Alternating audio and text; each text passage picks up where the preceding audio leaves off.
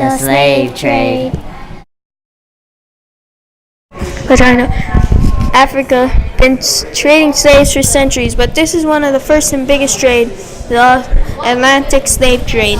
There's many countries that love slavery, like Portugal, Britain, Spain, the Dutch, and North America.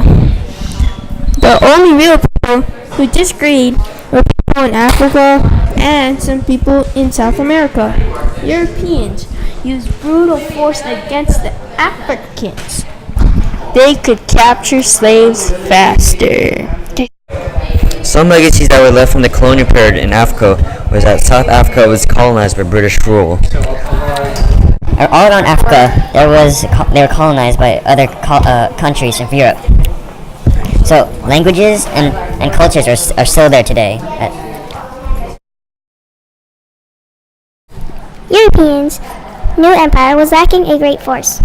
Europeans thought that slavery was the right fit for their problem.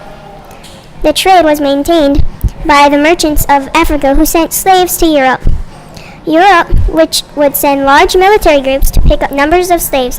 The Atlantic slave trade ended because of the slaves, and their elected people started to rebel. Some consequences and changes due to colonialism in Africa was that it created undeveloped countries and ruined traditions centuries long, and also increased the poverty due to slavery and the slave trade.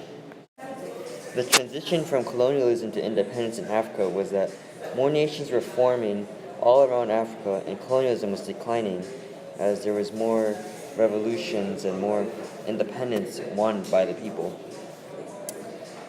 The tension between the natives and the colonials was getting high due to the slave trade